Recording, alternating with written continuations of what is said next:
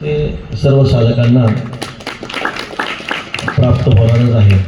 एवढा मोठा भव्य दिव्य असा उत्सव आमच्या सद्गुरुजी महाराज संस्थेतील ब्रह्ममूर्ती केली जयसिंहवर्णी ब्रह्मशाळा त्यांचं वाणीनं आम्ही वर्णन नाही करू शकत।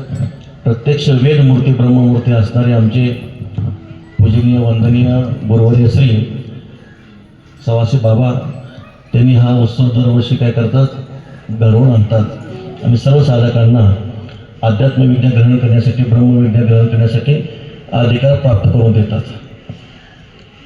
तुका म्हणे उन्मन जो होय तोवर हे सोय विधी पाळी तुकाराम महाराज वर्णन करतात। जोपर्यंत मन उन्मन होत नाही तोपर्यंत शास्त्राने सांगितलेलं आचरण प्रत्येकाने केलंच पाहिजे। मनशुद्धीच्या मार्गाचे विजय व्हावे वेगी ते कर्म सगळा लागी आळसू नक्की जे शास्त्राने जे जे काही आपल्याला आचरण सांगितलेलं आहे ते आपण सर्वांनी यथासांगरित्या केलंच पाहिजे। असं म्हटलेलं आहे की जो पूर्ण अवस्थेला प्राप्त झालेला आहे असा महात्मासुद्धा निषिद्ध कर्माचं आचरण करीत नाही। मार्गाधारे वर्तावे विश्व मोहरे लावावे अलौकिक मोहावे लोकाप्रती। पूर्ण अवस्थेला प्राप्त झालेला महात्मासुद्धा नियमान वागतात। का वागतात? जीवनमुक्त ज्ञानी जरी झाले पावन देव तीर्थ भजन संधीती। पावन जरी झाले जीवनमुक्त जरी झाले तरी ते तीर्थाची उपासना भजनाची उपासना शास्त्राने सांगितलेल्या मार्गाचं कधी ते संत महात्मे काय करत असतात, उल्लंघन करत नसतात। त्याचं कारण जर काय असेल तर यद्यदा चरती श्रेष्ठ हा जसे वडील जे जे करीत त्या नाम धर्म ठेवती त्याची अनुष्ठिती सामान्य सकळ।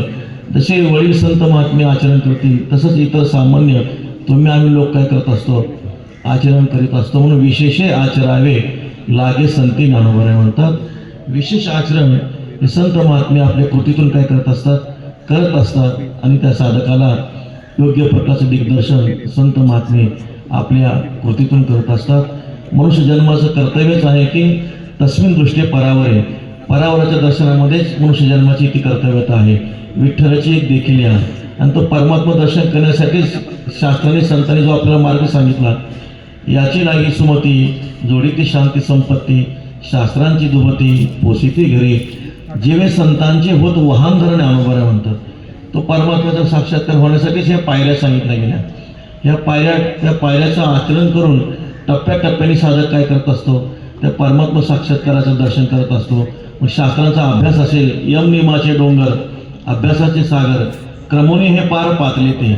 मग समाधिषट संपत्ती असेल, यम नियम असेल, श्री गुरु सेवा असेल, हे सर्व नियमाचं पालन करून शास्त्रांचा अभ्यास करून मग तो साधक पूर्णत्वाला परतत्वाच्या साक्षात्कारापर्यंत अधिकारी होत असतो। मग त्यासाठी तुका म्हणे याशी न चले तातडी अनुभवे गोडी येईल। कुठल्याही गोष्टीमध्ये तातडी चालत नसते। अनुभवानं जे काय अशा प्रकारे टप्प्याटप्प्याने मनुष्य साधक त्या बहुनाम जन्मना म्हणते ज्ञानवानमान प्रपद्यते वासुदेव सर्वमिती समात्मा सुदुर्लभा।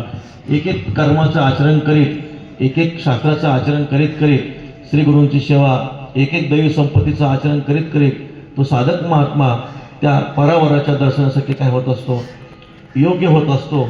म्हणून करुणी चिंतन करवावे अनेका तो या झाला लोक नाव जगी। तुकाराम महाराज म्हणतात सतत असं आचरण करून ब्रह्मव्यक्त्यामध्ये कोणता श्रेष्ठ ब्रह्मव्यक्त आहे? आप तरीत आहे की कोण बराये औरण को भलो नाम धराये कहे तुका उपकार हे काज सब कर रहिया रघुराज। काही भूमी इतना भार राखे दुबत घेणू नाही